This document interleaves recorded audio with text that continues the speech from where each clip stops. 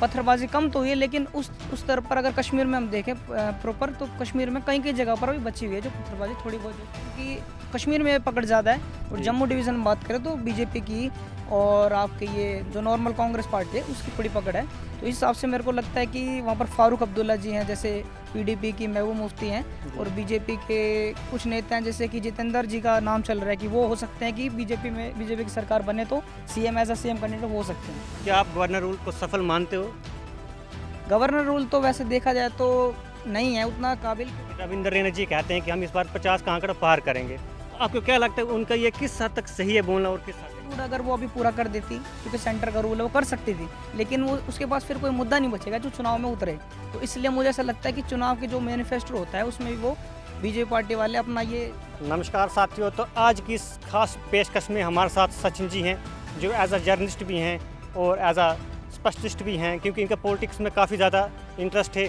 इसलिए आज हमने इनसे जानकारी लेना चाहेंगे, क्योंकि एज अ इनका नॉलेज हमने देखा है बहुत ज़्यादा डीप है। इसलिए आज हम इनसे जानेंगे अपने जे के बारे में कि कब इलेक्शन का डंका बजेगा। सबसे पहले आप अपना नाम पूरा बताएं यार। नमस्कार अंकित जी, मेरा नाम सचिन है और मैं मास कॉम डिपार्टमेंट से ताल्लुक़ रखता हूँ। तो आप बताएं, ये जो हमारा जे है, जे स्टेट है, अभी यूटी चल रहा है फ़िलहाल, तो क्या लगता है आपको कब तक वहाँ पर इलेक्शन होंगे, कब इलेक्शन का डंका बजेगा? जैसे कि आप देख सकते हैं अंकित जी, काफ़ी पिछले 4-5 साल से वहाँ पर गवर्नर रूल चल रहा है। इससे काफ़ी पॉजिटिव लोग जो बीजेपी वाले हैं, जो बेसिकली गवर्नर रूल में जो पॉलिटिकल पार्टीज़ हैं वो उसे पॉजिटिव की तरफ दिखाते हैं, लेकिन ऐसा हो नहीं रहा, क्योंकि हर एक राज्य में एक राज्य सरकार की ज़रूरत पड़ती है। तो इस हिसाब से इससे एक नेगेटिव फ़र्क जा रहा है, तो इसलिए जल्दी जल्दी वहाँ चुनाव होने चाहिए। जो एलजी रूल 2015 से अभी तक कंटिन्यू लग रहा है, जिसमें अगर आप देखें वहाँ की अचीवमेंट कितनी हुई या हो रही है, या जो रिक्रूटमेंट होती है वो किस हद तक हुई है, किस हद तक आप इसको देखते हो? वैसे तो बहुत सारे दावे गवर्नर साहब करते हैं, लेकिन धरातल पर उसका कोई खास असर नहीं पड़ रहा है, क्योंकि हर एक राज्य सरकार में एक अच्छे जो भी वैकेंसीज निकलते हैं वो राज्य सरकार ही पूरी कर सकते हैं। उन्हें टाइमली उसका रख रखाव, वो कहाँ पर कितनी प्रोसीजर पहुँचा है, तो उसका रख रखाव एक गवर्नर रूल में मतलब नहीं हो सकता प्रॉपर, तो एक राज्य सरकार की बहुत ज़रूरत है। आपने देखा होगा कि सेंट्रल गवर्नमेंट हमेशा दिखाने की कोशिश करती है कि जे में पत्थरबाजी ख़त्म हो गई है, हालात सुधर गए हैं।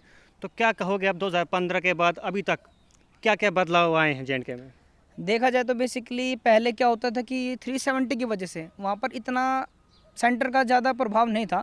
कुछ मसलों पे सेंटर की जोर जरूर चलता था, लेकिन हर जगह वो अपना दबदबा नहीं दिखा सकती थी। तो आफ्टर 370 ये हुआ है कि वहाँ पर थोड़ा डेवलपमेंट की तरफ कह सकते हैं कि प्रोसीजर बढ़ा है, लेकिन राज्य सरकार नहीं है, तो उसकी वजह से वहाँ पर पत्थरबाजी कम तो हुई है, लेकिन उस स्तर पर अगर कश्मीर में हम देखें प्रॉपर, तो कश्मीर में कई कई जगह पर अभी बची हुई है जो पत्थरबाजी थोड़ी बहुत जो चली है।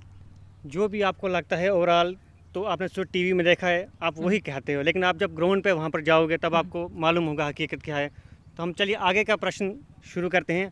तो आगे का प्रश्न ये होगा कि जो भी मुखिया पार्टी हैं जे की, उनमें कौन से ऐसे दावेदार लीडर्स हैं जो आने वाले चेहरे में आपको चीफ मिनिस्टर दिखाई देंगे?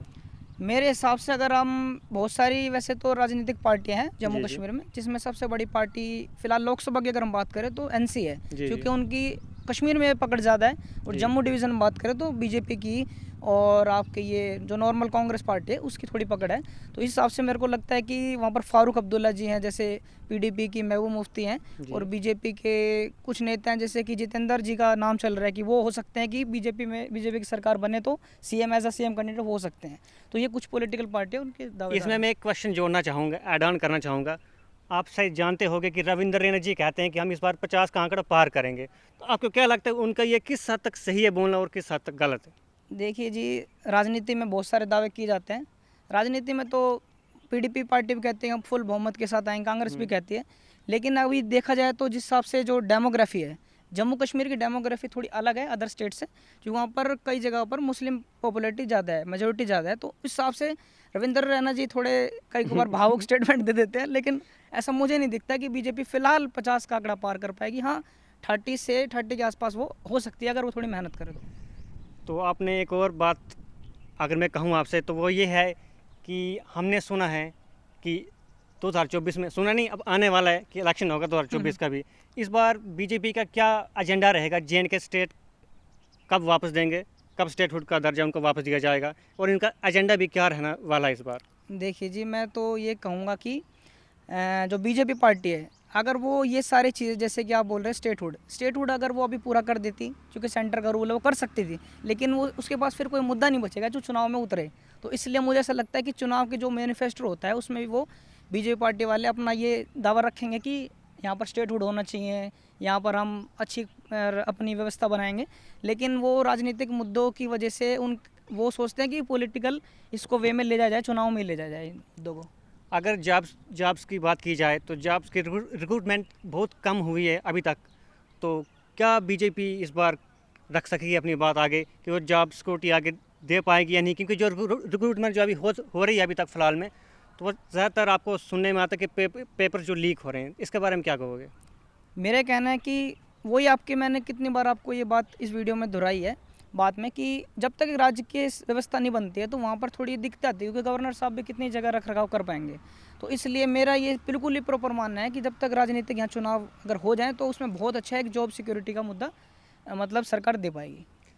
आखिर में एक सवाल जो है जो पूरे भारत में हर किसी के मन में है, वो प्रश्न यही है कि कब JNK में इलेक्शन होंगे? आपने सुना होगा कि मिड मार्च में होगा या फिर मिड नवंबर में होगा। आखिर सेंट्रल गवर्नमेंट ये डिले क्यों कर रही है? देखिए, बेसिकली वैसे तो इलेक्शन कमीशन इसका फैसला करता है कि कब चुनाव होने चाहिए। तो इलेक्शन कमीशन ने भी कई बार ये कहने की कोशिश की कि डिलिमिटेशन की प्रोसेस चल रही है, थोड़े माहौल ठीक नहीं है, तो उस वजह से इलेक्शन डिले हुआ। लेकिन मुझे ऐसा लगता है कि बीजेपी जो है वो चाह रही है कि इसके चुनाव को 2024 तक टाला जाए, जिससे कि लोकसभा चुनाव के साथ साथ वो अपनी पॉपुलैरिटी बना सके। आपको क्या लगता है अगर इस तरह डिले करते रहेंगे, जो हमारी इकानमी है जो बूस्ट करती है, जो टूरिज़्म है बूस्ट करता है, और धीरे धीरे स्लो हो रहा है क्योंकि टूरिज्म नहीं है और चीफ मिनिस्टर नहीं है। हमारे गवर्नर जी तो हैं, लेकिन उनके चलते वो हर गांव नहीं जाते, हर डिस्ट्रिक्ट में नहीं जा पाते हैं, तो उनको मालूम नहीं हो पाता कि कहाँ पर क्या समस्या थी। ये कब तक किस हद तक सही है गवर्नर रूल?